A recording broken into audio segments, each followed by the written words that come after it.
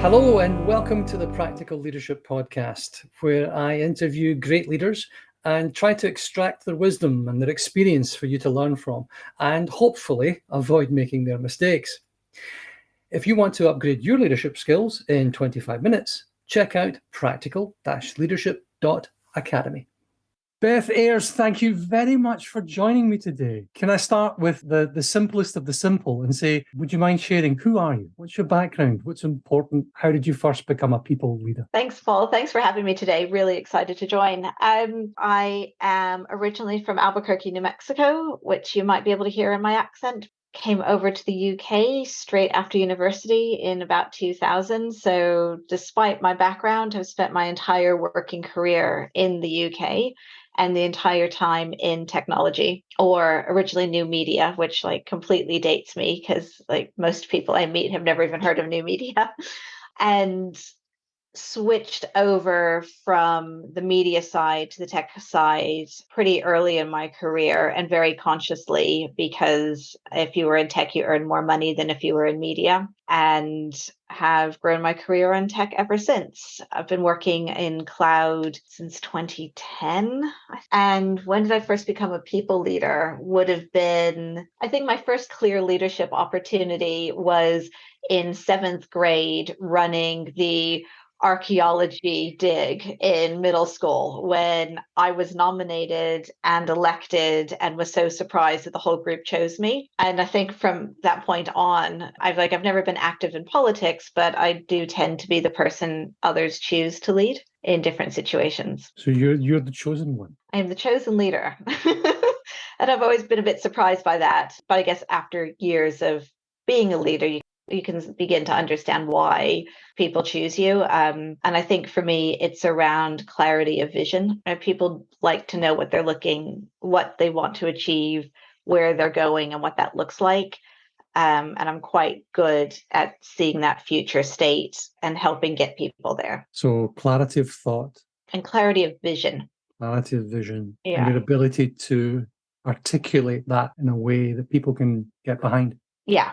I think that's what I do quite naturally. And that's what people look for in a leader, or at least look for in me as a leader. And what sort of advice would you then give if you were speaking to somebody who was going to take on this mantle for the first time? It's always really hard to go between advice and specific tactical tips of what you can do, and what's the most important part, I think, of being a leader, which is finding your authentic voice and your authentic style. And so you have to balance following the rules and figuring out who you are. And actually, I've been doing a lot of work with DE&I internally at Peak at the moment. And it's so hard to deal with what's the line between conforming and losing your voice and versus getting on with others, because we all have to learn how to get on with others and socialize and still be authentic.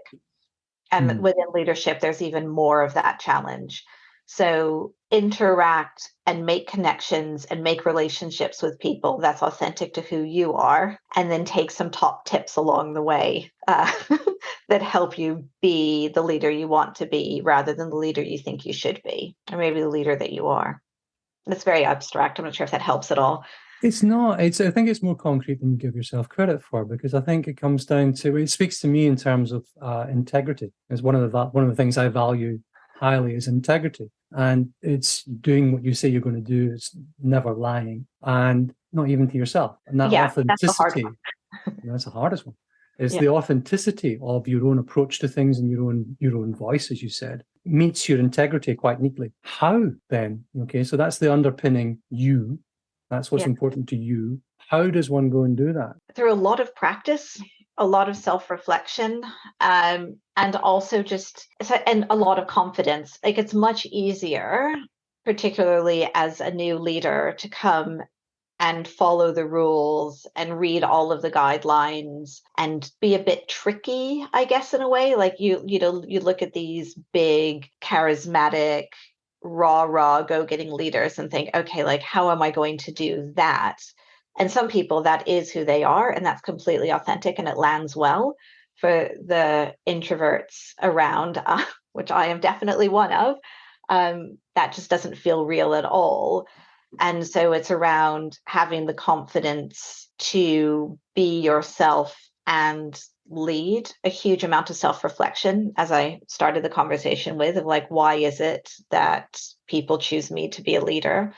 And what is it that I can bring to the table? And so it's thinking about those, giving yourself time to reflect, asking people why you're the leader in the room, why they've chosen you, and keep building on those strengths and keep finding what's real. You'll know when it's not, because you won't feel good. You know, if you have to really G yourself up to go into a room or leave feeling like that wasn't me speaking, then reflect on it and figure out how you can show up as yourself the next time. Is there a mistake in your illustrious career that stands out for you as being one that was, if not pivotal, at least a good teachable moment for self-reflection? Yeah, so it's really interesting when I was thinking about this and about like my very first time of leadership in middle school and my most recent mistake as a leader, because there's definitely recency bias. So it's always struggles to think of all of the ones in between that were important. I realized that I made the same mistake twice, and I make it over and over again. So this is like the mistake I make all the time and clearly cannot learn from. Which is basically with Myers-Briggs. I don't necessarily believe in how all four come together, and it's been completely debunked, but I find it really helpful to understand some of the relationships within introvert, extrovert, big picture, small picture, worrying about people's feelings or the facts. And then the one for me that really stands out is it's judging versus perceiving, I think. Yeah, but it's just such weird words. But basically, the judging one is people who feel much better making a decision and much better hitting a deadline and relaxing when everything is done. And people who are perceiving love, optionality, making a decision at the last possible moment, and feel horrible being tied down. I'm highly, highly, highly preference J. Like I'm a nearly 100% J. There is no P in me at all. And so what ends up happening is I create a deadline, I feel bound to that deadline, and I move heaven and earth to hit it. And that can be great if it's a real deadline, and it can be pretty detrimental if it's not, and can really hurt the team. So when I was in middle school, and I mean, this is something I have not reflected on for years, but again, immediately came up, and I'm just wishing I had learned the lesson better then, was when we were all presenting back our archaeology society thing. The other group had overrun. My group was next, and then there was lunch, and I was told to make it so that we would hit lunch. And so I zoomed people through. I didn't let them have the opportunity to speak about their piece as much as they could have. I completely condensed everything and hit the deadline, and we got to lunch on time. But it was disempowering for the team. They didn't get to shine. We'd been working on this for 6 weeks. They came up to me really upset and sad and like, why did you do this? And I ended what had been an amazing situation really on a low, and then that was it. And there was no opportunity to learn from that at that time. Fast forward however many years, 35 years possibly, to doing this again. And we ran I led a massive pricing program, nearly 6 months, really wanted to hit the deadline, rolled it out poorly, caused huge amounts of stress throughout the sales team, disempowered the managers because I was hitting deadlines, didn't have time to do the right amount of training. It was awful. Didn't entirely 100% run it out, but the lead up was so awful that we had to postpone it by about 6 weeks. Caused like a massive trigger in me. I pretty much cried for a week anytime I thought about the failure that it was. Had to take a step back and reflect, learned, one, deadlines aren't always deadlines. Is this real? Is it not? It was my own self-imposed deadline.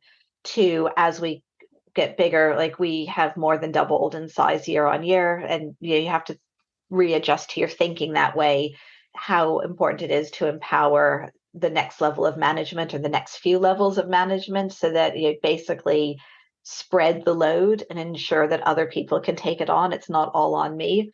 And to slow down after a massive project will actually leave the project on a high instead of a low. And I just had not until today realized that I am not learning that lesson. Maybe I will learn it this time. We'll see. Well, if you think, then what would you do differently? If you reflect, go do the easy one. Go back to the middle school example of your archaeology presentation. You're there in front of your 25 classmates, the 5 or you or whatever, standing up in front. You're all wearing nice little cute pennies because you're tiny.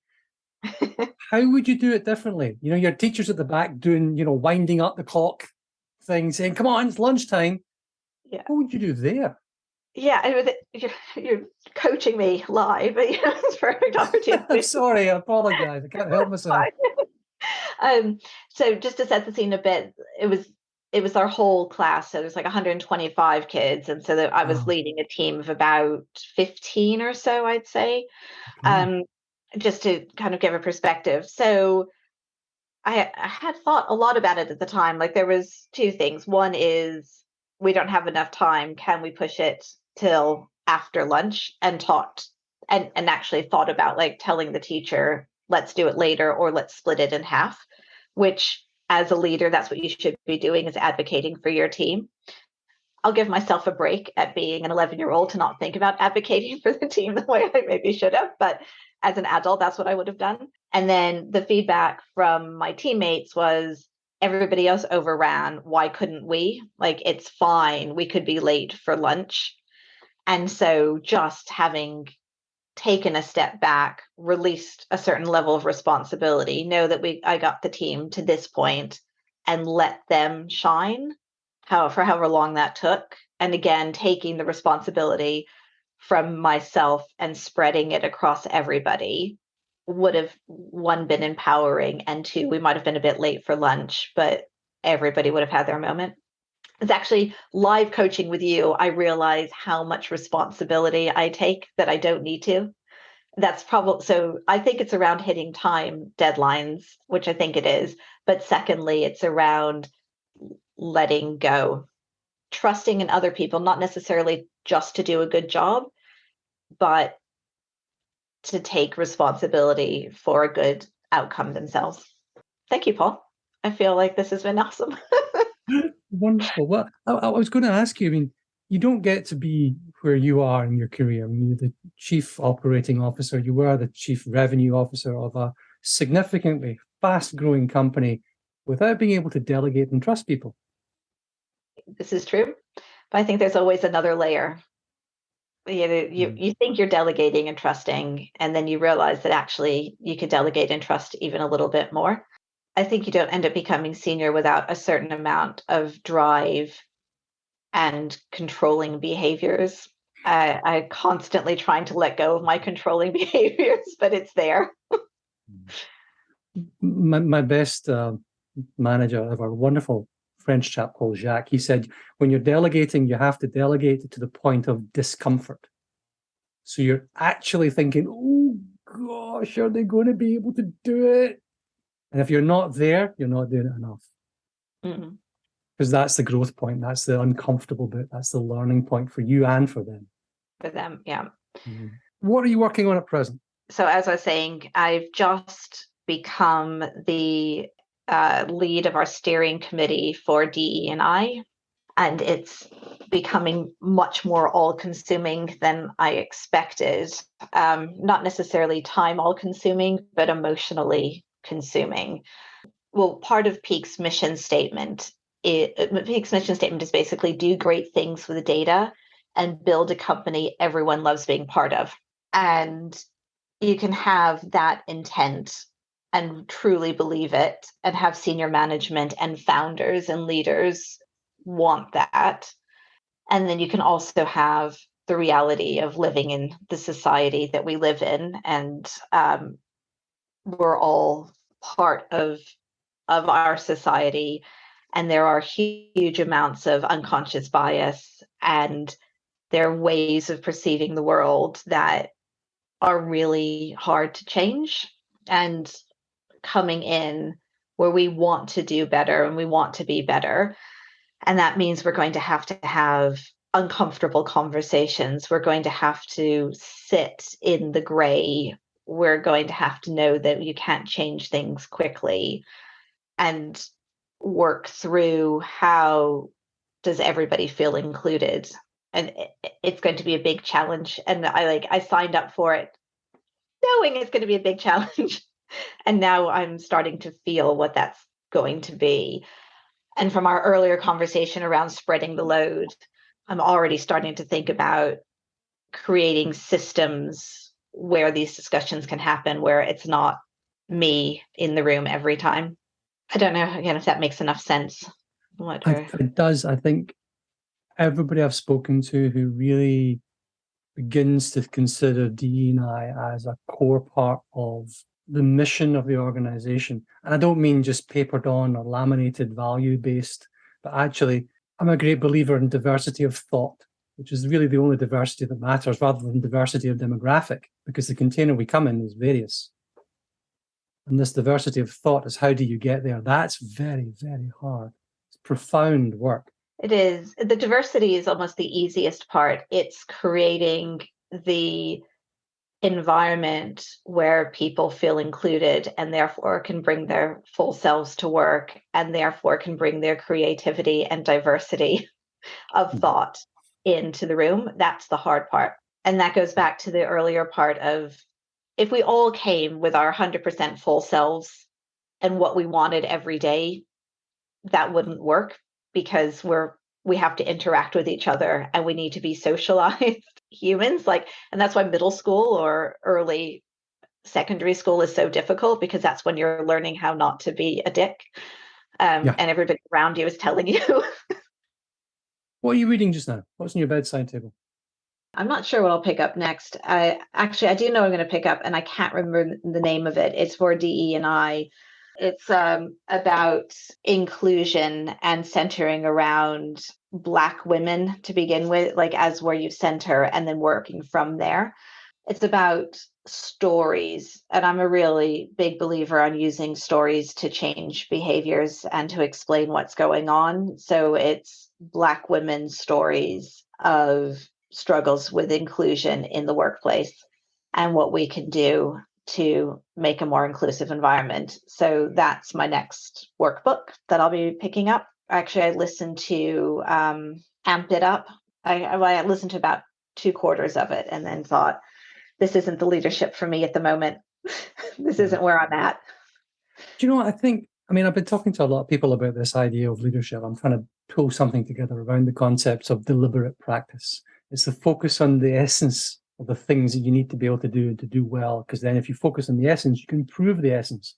You bring yourself, and then there's the stuff that everybody expects you to be able to do well. And it starts off with people thinking that, oh, I need to be Steve Jobs. I need to be Churchillian or whatever it is. And yes, if you can be, as you said, Beth, if you can be, that's your natural inspirational self. If that's you, great. But if it's not, then not so great. But the one thing you do need around inspiration is you need to be inspired yourself in order to do better. You've got to have a reason. You've got to be surrounded by either with a great purpose or a great team that you need to deliver more for. So you need that inspiration. You don't necessarily need to bring it. That's great. I hadn't thought about that, but that is definitely, and if we loop back to the beginning, I can have a very clear vision for the future and be very inspired by that vision of the better world that I can see, and bring the energies for us all to achieve that better world. And then you bring your logic, or you bring your process, or you bring whatever it is you bring your bit to convey that in your way. That's great. Thank you, Paul. What would you like to thank your younger self for doing? Apart from delivering an okay archaeology presentation, what would you like to thank your younger self for doing? To have survived, to be here. So that's part of it. A lot of grit, a lot of determination. And then my somewhat younger self, as in 10 years younger self, is to have been brave enough to start therapy and to go on that journey of self-work and actualization and to be a whole lot happier now and a whole lot more confident now than I was 10 years ago. And then lastly, how can people find you? LinkedIn is the easiest one. I'm somewhat active on LinkedIn, but you have a nice little chat thing. So if you get inspired by something here and you want to have a chat, that's great. That's the best one, and then we can go from there. Beth Ayers, thank you very much indeed. From 7th grade archaeology presentations at middle school all the way through to Chief Operating Officer at Peak.ai and burgeoning DE&I lead. Thank you so very much indeed for joining me today. Thank you. That's a wrap. Thank you for joining me today. Your homework: subscribe and share this with a friend or colleague. Please leave your 5-star review and any comments you have, because that really helps me to improve every day and it helps people to discover me online. If you want to upgrade your leadership skills in 25 minutes, you should check out practical-leadership.academy.